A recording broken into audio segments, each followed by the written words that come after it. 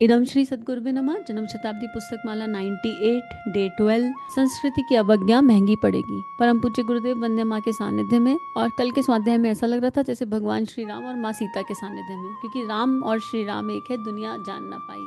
लेकिन परम पूज्य गुरुदेव में, पंडित श्री राम शर्मा आचार्य में और भगवान श्री राम में कोई भेद नहीं है, क्योंकि दोनों ही भारतीय संस्कृति की सीता को वापस लाने के लिए काम कर रहे हैं। दोनों ही राम राज्य की स्थापना के लिए काम कर रहे हैं। गुरुदेव ने क्या कहा? गुरुदेव ने कहा जब विचार पलट जाएंगे तो जो दुर्बुद्धि है वो हट जाएगी। दुर्बुद्धि हटेगी तो जो भावनाओं पर कुहासा और कोहरा छा गया है वो हट जाएगा। और जब भावनाओं पर कोहरा जो छा गया है, जो कलयुग का कोहरा भावनाओं पर छा गया है, जब ये हट जाएगा तो लोगों के बीच में प्रेम की ऊर्जा का जन्म होगा। प्रेम कहीं बाहर से लाने की आवश्यकता नहीं पड़ेगी। प्रेम, सहकारिता, सद्भावना, करुणा, संवेदना ये भीतर से प्रकट होने लगेंगी और भाईचारे की, एकता की, अखंड भारत की ऊर्जा वापस जगह बनाने लगेगी। इसी क्रम में गुरुदेव कह रहे थे कि जो ऊंचे उद्देश्यों के लिए अपने जीवन को जीते हैं उन्हें भगवान के अनुदान और वरदान मिलते हैं, जैसे कि हनुमान जी को मिले रामायण में। जैसे कि पत्थर तैर गए, तो पत्थर तैरने का क्या अर्थ है? हनुमान जी की छलांग का क्या अर्थ है? हनुमान जी ने इतना बड़ा पत्थर उठा लिया, इसका क्या अर्थ है? वो शक्ति कहाँ से आई? और ये शक्ति हम ध्यान से देखें तो गांधी जी को देख लीजिए, एकदम बिल्कुल एक हड्डी के इंसान, चलते फिरते पतले दुबले Gandhi ji father of the nation बन के बैठे हैं। किसी को मिला आज तक ये दर्जा? बापू, फादर ऑफ द नेशन, मतलब कोई भारत माता का भी पिता हो गया। आप इमेजिन करके देखिए। तो क्या किया उन्होंने? क्या कौन सा वजन अपने कंधों पर उठाया? उन्होंने उन वैल्यूज और प्रिंसिपल्स को जिया, सत्य और अहिंसा रूपी वैल्यूज और प्रिंसिपल्स को जीने का प्रयास किया। तो बात यही है कि हमें जो गुरुदेव से वैल्यूज और प्रिंसिपल्स मिल रहे हैं, हमें जो हमारे इष्ट से वैल्यूज और प्रिंसिपल मिल रहे हैं, इनको हम अक्षरक्ष जीने का अभ्यास प्रयास करें। परिणाम के बारे में ना सोचें। जब हम इनको अक्षरक्ष जिएंगे तो हमें दैवीय प्रेरणाएं होने लगेंगी और आराधना फिर करनी नहीं पड़ेगी। दैवीय प्रेरणा होंगी और वो दैवीय प्रेरणा इतनी बलवती होंगी, इतनी स्ट्रांग होंगी कि हम रुक नहीं पाएंगे। जैसे एक नदी का वेग है ना, जब पानी को ऊपर से नीचे गिराओ, ऐसे कर दो उल्टा गिलास को, तो वो पानी नीचे की तरफ गिर कर ही रहेगा। फिर हम उस पानी को रोक नहीं सकते, कोई रास्ता नहीं है उसको रोकने का। नीचे बर्तन लगाना पड़ेगा, दूसरी जगह इकट्ठा होगा, लेकिन नीचे गिरकर होगा। कोई कहे इसकी धार को ऊपर कर दो, तो कैसे ऊपर कर दो? मोटर तो नहीं चलाई जा सकती। तो जब हम देव शक्तियों से जुड़ जाते हैं, जब हम महाकाल से जुड़ चुके हैं, जब हम गुरु से जुड़ चुके हैं, जब हम इष्ट से जुड़ चुके हैं और उनके दिव्य प्राण को धारण करते जा रहे हैं, तो अंतस में क्या होता है? उनका प्राण जैसे जैसे हृदय में प्रवेश करेगा, हृदय में जो मैल है, जो विकार है, मानसिक विकार, भावनात्मक विकार, वासनाओं की ऊर्जा, ये अपने आप खत्म होने लगेगी। तो हृदय में जगह बन रही है ना, प्रकाश हो रहा है। तो उस समय क्या होगा? दैवीय प्रेरणाएं आने लगेंगी। और वो दैवीय प्रेरणा, हमें पता भी नहीं चलेगा कि वो काम आराधना का है, पर वो आराधना होगा। सच्ची आराधना वही है, उपासना साधना के बाद सच्ची आराधना वही है जिसे जो पता ही ना चले कि आराधना है। जैसे कल हनुमान जी के एग्जाम्पल से किया जा रहा था, या भगवान, इसमें माँ मीरा का एग्जाम्पल भी आता है, इसमें सारे भक्तों का एग्जाम्पल आता है कि हनुमान जी से पूछा, जब कल बात हो रही थी कि हनुमान जी से पूछा कि भैया इतना भगवान का काम कैसे करते हो, तो उन्होंने बताया कि मैं तो करता ही नहीं। ऐसे ही माँ मीरा से कोई पूछे कि तुमने विष कैसे पी लिया, विष का स्वाद कैसा होता है, तो माँ मीरा कहेंगी कौन सा विष? विष तुम लोगों को विष दिख रहा होगा, मेरे लिए तो अमृत ही था। उन्हें विष का स्वाद नहीं पता, वो क्योंकि वो जानती ही नहीं थी कि वो विष ग्रहण कर रही है। स्थूल बुद्धि से वो जानती थी, लेकिन वो गिरधर को भोग लगा चुकी थी। ऐसी निष्ठा, ऐसी श्रद्धा, ऐसी भक्ति कि मेरे गिरधर को भोग लग चुका है, अब तो भोग लग गया, तो ये गिरधर का प्रसाद है, अब इस प्रसाद में जो मिल जाए वो ग्रहण कर लेंगे। और उन्होंने पी लिया, तो उन्हें तो अमृत का ही स्वाद आया, लोगों को विष लगा, देखने वाले विष मानते रह गए। तो मीरा से पूछा जाए कि आपने कैसे इतनी श्रद्धा निष्ठा से केशव को अपना सब कुछ दे दिया, वो कहेंगे कौन, मैंने कब दिया? वो आके ले गए, मुझे नहीं पता, मैंने तो बस गिरधर गिरधर किया, और वो भी मैंने नहीं किया, वही देह से गिरधर गिरधर कर रहे थे। तो बात यहाँ पे यही आती है कि जब हम ऊंचे उद्देश्यों के लिए समर्पण, विसर्जन, विलय के साथ चलेंगे तो आराधना अपने आप होने लगेगी, आराधना करनी नहीं पड़ेगी। गुरुदेव ने जो तीसरा पक्ष रखा वो हमारे अंतस में, और हमने सबने जिया होगा, कभी ना कभी जिया होगा कि एक प्रेरणा उठती है, दैवीय प्रेरणा उठती है, और फिर मन रुक नहीं पाता, कंट्रोल नहीं हो पाता, और हम उस दिशा चलने लगते हैं और चीज़ें घटित हो जाती हैं। और जब घटित हो जाती हैं तो देखो, फिर नेम एंड फेम आना, सम्मान मिलना, ये बाय प्रोडक्ट हैं। लोग आएंगे आपके पास, सम्मान भी देंगे, प्रेम भी देंगे, बस इससे अटैच नहीं होना, इस प्रेम में उलझना नहीं है। ये प्रेम मिला, इसको ये याद रखना हमेशा कि वो प्रेम किसको मिल रहा है, क्योंकि गुरु के बिना हमारा अस्तित्व क्या है? Double zero. अगर गुरु जीवन से हट दिया जाए तो हमारा अस्तित्व क्या है? आज जो लोग गुरु कार्य कर रहे हैं उन्हें लोग जानते हैं, पहचानते हैं। किस कारण जानते हैं? गुरु की वजह से जानते हैं। जीवन में से गुरु हटा दीजिए, वॉट आर वी? नथिंग। इस संसार में करोड़ों हैं, एक हम भी हैं। तो जब भी कोई नेम एंड फेम आए, जब भी कोई लोगों की तरफ से ऐसी कोई भावना आए तो हमेशा याद रखना कि वो गुरु के लिए आ रही है, गुरु की तरफ आ रही है, बस उसे। और धीरे धीरे धीरे धीरे विलय ऐसा हो जाएगा कि फील ही नहीं होगा कुछ। जैसे जब आप बड़े जो समाधि में चले जाते हैं, जैसे माता जी की ऊर्जा को एक बार देख रहे थे तो बड़ा बहुत ही कनेक्ट फील हुआ। एक वीडियो चल रहा था और उसमें बैकग्राउंड में कोई गीत चल रहा है, प्रज्ञा गीत माला है शायद, वो मुझे गीत अभी याद नहीं आ रहा है। और उसमें माता जी का क्लिप है जब माता जी देह में थी, तो लोग आ रहे हैं और माता जी के पैर छू रहे हैं, पैर छू रहे हैं, पैर छू रहे हैं, और माता जी एकदम स्थिर तटस्थ बैठी हैं, ब्लैंक। मतलब ऐसे लग रहा है जैसे कौन सी भ्रम अवस्था में बैठी हैं, शून्य, आंख भी नहीं झपक रही माता जी की। तो समझ ही नहीं आ रहा था कि ये कौन सी अवस्था है, माता जी ऐसे क्यों बैठी हैं।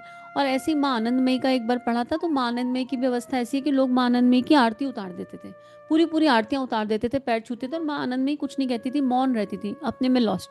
तो चेतना की एक अवस्था वो भी आती है जब हमें ये पता ही नहीं होता कि बाहर क्या घटित हो रहा है। लोग आके पैर छू गए, तो जैसे ये कॉन्शियसनेस से माँ है, माँ माता जी हैं, तो माता जी माँ दुर्गा के कॉन्शियसनेस में इतना ज़्यादा है कि उन्हें ये पता ही नहीं कि कोई मेरे पैर छू रहा है, राइट।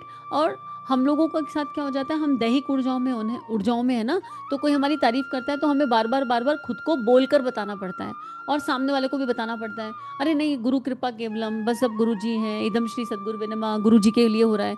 तो इसको बताने की भी दो एनर्जी होती हैं। एक एनर्जी तो है कि हम अपने आप को रिमाइंडर दे रहे हैं कि बस बेटा गुरु कृपा है, ये जो भी मिल रहा है इसे गुरु चरणों में रख दो।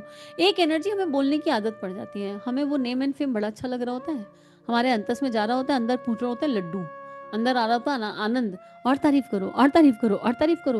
लेकिन ऊपर से हमने एक आवरण ओढ़ लिया और डायलॉग रट लिया, अरे गुरु कृपा केवलम, सब गुरु जी की कृपा से हो रहा है, सब गुरु जी की कृपा से हो रहा है, और कहते रहते हैं पर जी नहीं रहे होते हैं। इसको कोई जान नहीं सकता, हमारे अंतस में उतरकर हम ही को देखना पड़ेगा, और गुरु जी देख सकते हैं। ये अहंकार इतना बारीकी से प्रवेश करता है, कहीं से भी आ जाता है, और इस अहम को काटना केवल कृपा से और नाम जप से कट सकता है। ये केवल भगवान के चिंतन से कट सकता है, और इससे डरना नहीं है, क्योंकि जब तक स्वाद नहीं चखेंगे बाहर कैसे निकलेंगे। तो हमको ये देखना है कि गुरु कृपा केवलम ये शब्द नहीं है, ये ऊर्जा है। जब हम किसी से कहते हैं कि बस गुरु जी की कृपा से सब हो रहा है, जब हम ये भजन गाते हैं ना, मेरा आपकी कृपा से सब काम हो रहा है, करते हो तुम गुरुवर मेरा नाम हो रहा है, तो ये भजन की जो ऊर्जा है ये बदल जाती है, और ये ऐसी हो जाती है कि मेरा तो काम ही कुछ नहीं है, तेरा तेरी कृपा से सब काम हो रहा है, कर रहे हो गुरुदेव गुरुवर तुम, और तुम्हारा ही नाम हो रहा है। मैं हूँ कहाँ, हम बचे कहाँ, हम है ही नहीं कहीं। उस ऊर्जा पर आकर आराधना होती है, और गुरुदेव हमें उसी आराधना के लिए तैयार करना चाहते हैं। लेकिन उस आराधना को करने के लिए उपासना और साधना को जीवन का अभिन्न अंग बनाना पड़ेगा, और 98 से खाली नहीं हो पाएगा, पीछे जाना पड़ेगा। कोई 10 जन्म शताब्दी उठाकर सुन लीजिए, पढ़ने की बात नहीं कर रही हूँ, पढ़ तो सभी सकते हैं, पर सुनेंगे ना, 10 सुन लीजिए, बस 10 जन्म शताब्दी, वो 1 महीने में पूरी हो चाहे 2 महीने में, नोट्स बनाकर सुन लीजिए। लेकिन जब भी सुने 3 शरीरों से सुन लीजिए, और आप देखेंगे कि चीज़ें बदलनी शुरू हो गई, अंतस में परिवर्तन आने शुरू हो गए, क्योंकि ये स्व का अध्ययन है, स्ट्रॉन्ग स्व का अध्ययन गुरुदेव हम सबको एक साथ करा रहे हैं। और फिर इसकी खूबसूरती है कि इसमें जप की ऊर्जा जुड़ी हुई है। आपको एक देह की आवाज़ आ रही है, लेकिन ये एक देह से हो नहीं रहा है, कई सारी देह साथ में बैठकर जप करती हैं, गुरुदेव से प्रार्थना करती हैं, आशीर्वाद देती हैं, और एक ही प्रार्थना होती है सबकी कि गुरुदेव की लेखनी विश्वव्यापी बन जाए, गुरुदेव की लेखनी जन जन के जीवन को प्रकाशित करती चले। तो इसमें उस जप की शक्ति मिली हुई है, इसमें उस जप की ऊर्जा मिली हुई है, और वो सारी देहों से बैठकर जप कौन कर रहा है, गुरुजी तो हर देह से बैठकर जप कर रहे हैं। तो जहाँ गुरुजी इतनी सारी देहों के बीच में प्रकाशित होकर के एक स्वाध्याय कराएंगे, उस स्वाध्याय की ऊर्जा किसी स्तर पर तो जाएगी, अंतस को स्पर्श तो निश्चित रूप से करेगी। और यहाँ इस देह का जो परिवर्तन हुआ है उसको तो मैं शब्दों में नहीं बता सकती हूँ, कि जब से जन्म शताब्दी पुस्तक माला शुरू हुई है, अब लगभग 3 साढ़े 3 साल हो रहे हैं, क्या ही परिवर्तन आया है, क्या ही ट्रांसफॉर्मेशन आया है। वो बदलाव जिन्हें करने के लिए 10-10 साल लग गए थे, वो नहीं हो रहे थे, वो इस जन्म शताब्दी के साथ होने शुरू हो गए, और एफर्टलेसली हो गए। ऐसा लगता ही नहीं कि हमने किए हैं, ऐसा लगा गुरुदेव आए और गुरुदेव अपने आप नहला धुला के चले गए, पता नहीं कैसे हो गया। मतलब पीछे पलट कर देखो तो मैजिक फील होता है। तो इसी क्रम में गुरुदेव कह रहे हैं कि अब भी इतिहास की पुनरावृत्ति फिर से हो सकती है। कौन से इतिहास की? उसी इतिहास की जो हनुमान जी ने जिया, उसी इतिहास की पुनरावृत्ति हो सकती है। किस तरह हो सकती है? हाँ, इतिहास की पुनरावृत्ति होना संभव है, और इसको हम करके दिखाएंगे। मित्रों, संस्कृति की सीता को, जिसके बारे में पहले ये मालूम पड़ता था कि उसको वनवास हो गया है, रावण के घर में कैद हो गई है, अब वहां से उसे लौटने की कोई उम्मीद नहीं है। रामचंद्र जी रीछ वानरों के साथ मिलकर उन्हें वापस लाने में समर्थ हुए थे, तब हुए थे। हम भी संस्कृति की सीता को लौटा कर लेकर आएंगे। परम पूज्य गुरुदेव उसी इतिहास की पुनरावृत्ति कर रहे हैं, और हम वो सौभाग्यशाली हैं कि इस इतिहास की पुनरावृत्ति में हमें आवाज़ लगाई जा रही है। पहले भी राजा महाराजाओं को आवाज़ लगाई गई थी, रामचंद्र जी ने बहुतों को आवाज़ लगाई होगी। रामचंद्र जी को क्या पड़ी थी बंदरों को इकट्ठा करने की? जब किसी इंसान ने आवाज़ नहीं सुनी तो भगवान ने कहा लाओ मैं बंदरों से काम करा लूँगा, छोड़ दो तुम। और रीछ वानर और बंदरों और भालुओं से काम करा लिया भगवान ने। क्या अयोध्या के समय में लोग नहीं थे, राजे महाराजा नहीं थे, और किसी ने भगवान जी की जब राम की आवाज़ नहीं सुनी तो राम ने रीछ वानरों से काम करा करके दिखा दिया। लेकिन हम तो मनुष्य हैं, मानव देह में हमको आवाज़ लगाई जा रही है। तो अब ये ना सोचें कि हमारे पास रिसोर्सेज क्या हैं, ये ना सोचें कि हमारे पास कमी क्या क्या है, ये सोचें क्या उपलब्ध है, क्या उपस्थित है और उससे भगवान का काम कैसे हो सकता है, बस ये सोचें। अब गुरुदेव कह रहे हैं कि हम भी संस्कृति की सीता को लौटा कर लेकर आएंगे, क्योंकि उससे सारी मनुष्य जाति का भविष्य जुड़ा हुआ है, भाग्य जुड़ा हुआ है, विश्व की शांति शांति जुड़ी हुई है, उससे हमारी आने वाली पीढ़ियों का, हमारी औलादों का भविष्य जुड़ा हुआ है। जिस सुंदर दुनिया को भगवान ने बड़ी शान से बनाया वह उनकी इच्छा पर टिकी हुई है, और उसी से हमारे इंसानी जीवन की सार्थकता टिकी हुई है। इंसान के जीवन के लिए सार्थकता की दृष्टि से जो काम सुपुर्द कर दिए जाते हैं हम भी उन्हें कर सकते हैं। इन सब बातों की वजह से संस्कृति की सीता को वापस लाने का काम आज हमारा है। हम आपको इस योजना में सम्मिलित होने के लिए बुलाते हैं। हम आपको इस योजना में सम्मिलित होने के लिए बुलाते हैं। हम आपको इस योजना में सम्मिलित होने के लिए बुलाते हैं। हमारा मकसद बस इतना ही है, दूसरा कोई नहीं। आप आइए, हम लोग मिलकर के संस्कृति की सीता को वापस लाने की कोशिश करेंगे। और आज की बात यहाँ पर समाप्ति, प्रवचन समाप्त हो रहा है और उसके बाद इसकी समरी है, समरी को भी देख लेंगे। पर उसके पहले एक संकल्प लेने की आवश्यकता है। अब ये संकल्प कोई अनुष्ठान या कोई साधना का संकल्प नहीं है, ये एक ऐसा संकल्प है कि ये ऐसा भावनात्मक संकल्प है, एक ऐसा संकल्प है जहाँ हम कह रहे हैं कि बस अब आपने गुरुदेव आवाज़ लगा दी और हमें ये आवाज़ आपकी आवाज़ हमारे कानों में पड़ गई। अब तेरी करुण पुकार हमारे कानों से टकराई, वीर देश की माटी हमने तेरी शपथ उठाई। बस अब समय आ गया है शपथ उठाने का। ये शपथ, हमारी उम्र क्या है अंतर नहीं पड़ता, हम क्या कर रहे हैं, हम कौन से प्रोफेशन में अंतर नहीं पड़ता, हम चाहे चाय बनाने वाले हों और चाहे किसी कंपनी के सीईओ हों, अंतर नहीं पड़ता, हम चाहे हाउसवाइफ हों चाहे वर्किंग वूमेन हो, अंतर नहीं पड़ता, कोई अंतर नहीं पड़ता, क्योंकि अंतस एक से हो जाने चाहिए। अब बाहर का आवरण कैसा है इससे अंतर नहीं पड़ना चाहिए, अंतस में गुरु समा जाने चाहिए, अंतस में माता जी के वचन समा जाने चाहिए। और हमको बस ये देखना है कि what best we can do, हम क्या कर सकते हैं। तो देखो, एक काम तो जो बहुत कॉमन है, जो हर कोई कर सकता है, जिसके हाथ में मोबाइल है, जिसके हाथ में टेक्नोलॉजी है, अगर आप इसको सुन रहे हैं तो आप टेक्नोलॉजी से सुन रहे हैं ना, तो एक काम तो ये कि हर किसी के स्टेटस पर, हर किसी के व्हाट्सएप स्टेटस पर, इंस्टाग्राम पर, फेसबुक पर ये ऑडियोज़ आपके आपके हाथ के नोट्स के साथ, कि आपने सुना, आपको कौन सी लाइन सबसे ज़्यादा पसंद आई, आपके जीवन में क्या परिवर्तन आया, उसके साथ हर जगह पहुंच जाने चाहिए। आपका स्टेटस, आपकी प्रोफाइल के कितने लोग देखेंगे इसको आपको आइडिया नहीं है, और किसी ने भी क्लिक कर लिया, गुरुदेव की लीला कब कहाँ कैसे चलेगी नहीं पता। और इसका यकीन नहीं आ रहा हो तो अपने जीवन में देख लो ना, गुरु कैसे आए थे, अचानक ही कहीं से आए थे ना। कुछ लोगों को तो पैतृक मिले होंगे, माता पिता की दृष्टि से मिले होंगे, लेकिन क्या माता पिता ने जो गुरु दिए थे उनसे प्यार हो गया था? प्यार क्या होता है? प्यार नहीं होता। माता पिता जब गुरु देते हैं तो वो धरोहर के जैसे साथ चलते हैं, लेकिन वो गुरु को जानना होता है। कि हम जानते हैं पंडित श्री राम शर्माचार्य कौन है, पर मानते हैं कि नहीं मानते हैं, जानने और मानने में अंतर होता है। फिर हमारे जीवन में कोई ऐसी घटना हुई होगी जब गुरुदेव ने अंतस में प्रवेश किया होगा और हमें लगा होगा कि यार मानने वाली बात है ये, जानना, मानना, महसूस करना, फील करना, फिर उनका कहना, मानना, ये अलग अलग एनर्जी है। तो सबसे पहले हम एक काम तो ये कर सकते हैं कि हमारा पेज, हमारा फेसबुक पेज, हमारा सोशल नेटवर्किंग खाली ना जाए। हर दिन उस पर गुरुदेव की लेखनी हो, गुरुदेव के प्रवचन हो।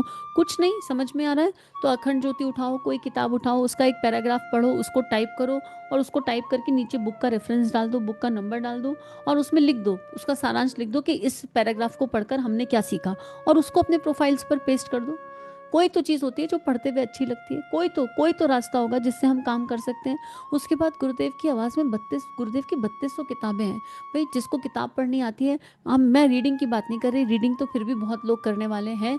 ज्ञान यज्ञ प्रोजेक्ट से जुड़कर रीडिंग कर लीजिए। अलग अलग लैंग्वेज में रीडिंग की आवश्यकता है। अगर आपको कोई लैंग्वेज आती है, राइट, कोई भी लैंग्वेज, तो गुरुदेव के स्वाध्याय का ट्रांसलेशन करने के लिए लोगों की आवश्यकता है, जो गुरुदेव के स्वाध्याय को हर भाषा में कन्वर्ट कर सकें।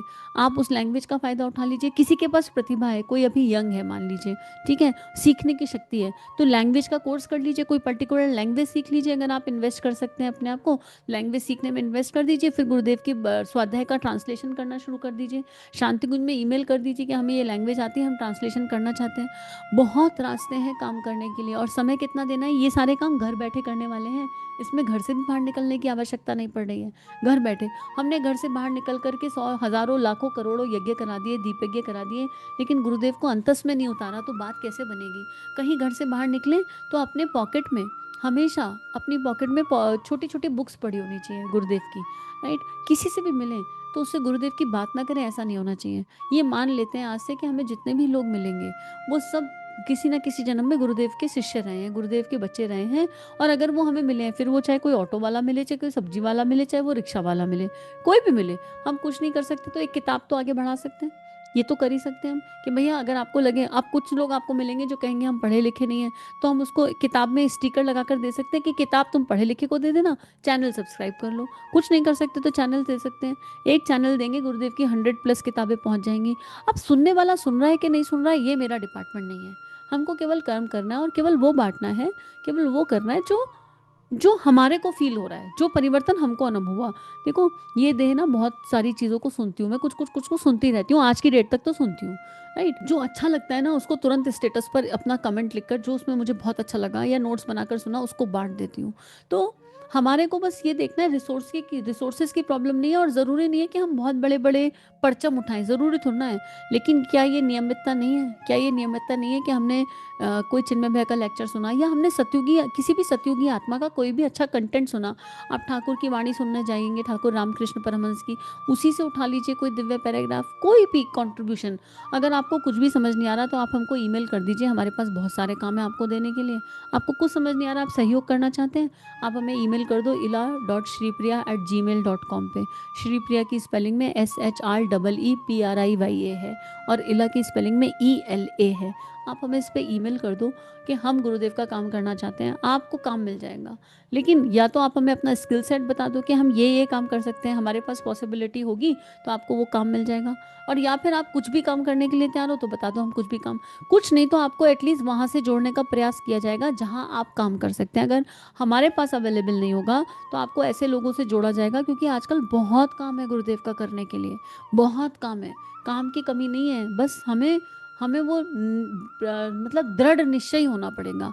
अब देखो इस काम में आपको अपना स्वावलंबन आपको अलग से रखना होगा। इस काम में रुपया पैसा है या नहीं है मैं नहीं जानती, राइट। इस काम में आमदनी है या नहीं मैं नहीं जानती, क्योंकि और अगर आप यूट्यूब चैनल के बारे में सोचें तो अपने चैनल को अभी 4 साल हो गए, पर ऐसा कोई इसमें कोई श्री का कन्वर्जन नहीं है, इसमें कोई रुपया पैसे की आमदनी ऐसा सच नहीं है। आज की डेट तक ऐसी कोई बड़ी आमदनी नहीं है, आई नहीं, मतलब ऐसे समझ लीजिए एक छोटा सा ट्रांजेक्शन लास्ट मंथ आया है, 4 साल बाद आया है। तो it's not about, don't run for money when you are doing all these things.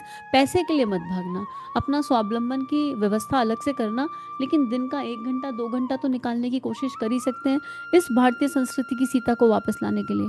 एक उपासना, और किसी को कुछ भी समझ ना आए, हमें कुछ नहीं समझ में आ रहा है, हमें ये भी नहीं समझ में आ रहा, तो धरती माता का चिंतन तो कर सकते हो, घर में अपना पानी तो सेव कर सकते हो, बिजली तो सेव कर सकते हो, पंच तत्वों का संरक्षण तो कर सकते हैं। इतना तो कर सकते हैं कि आंख बंद करें और माँ धरा को, माँ धरती के छोटे से गोले को अपने सामने देखें और भावना करें कि उसमें गायत्री मंत्र लिख रहे हैं, जैसे मेहंदी से सुंदर सुंदर लिखते हैं ना, धरती माता पर गायत्री मंत्र लिख रहे हैं, पूरी धरती माता को गायत्री मंत्र से सजा रहे हैं।